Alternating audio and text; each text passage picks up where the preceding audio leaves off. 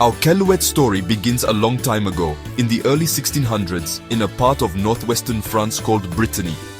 A man named Jean Caillouette lived there. He was born around 1618, probably near the city of Brest, a city on the coast. Life in Brittany was tough back then. Lots of people had trouble finding jobs and enough food. Jean Caillouette probably worked as a farmer or a laborer, doing hard work every day.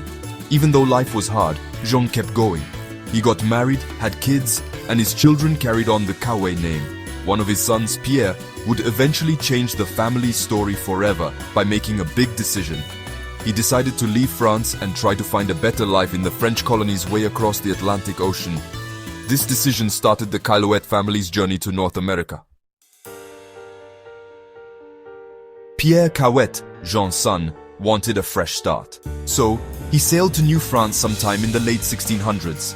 New France was a huge area in North America that belonged to France. Pierre made his new home in a small town called Cap Saint-Ignace, next to the St. Lawrence River. Life in New France was hard work too. Pierre farmed and learned how to survive the super cold Canadian winters. He got married to a woman named Marie-Anne in 1681, and they had a bunch of kids. They raised their family in Cap Saint-Ignace. The Caillouette family grew and became part of the community.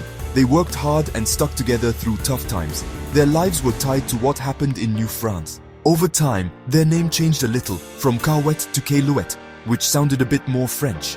And so, the Caillouette name became a part of early Canadian history. Things changed a lot for the Caillouettes and many other families in New France. Great Britain defeated France in a war called the 7 Years' War. The war ended in 1763, and France lost New France to Britain.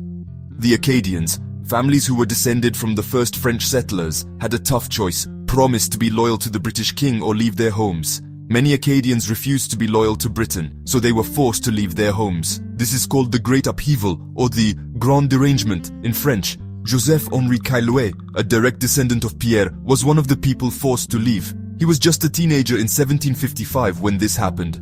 Joseph-Henri and his family were sent away, like many other Acadians. Some went to France, some to islands in the Caribbean. Joseph-Henri ended up in Louisiana, which was owned by Spain at the time.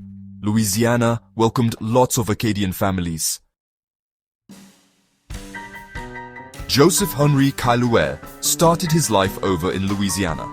He made a new home in St. James Parish, a place where many Acadians settled.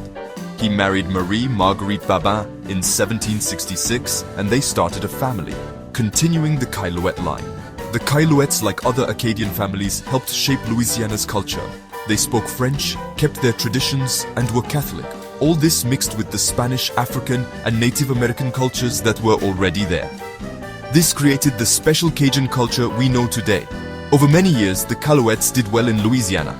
They became farmers, merchants, and important people in their communities.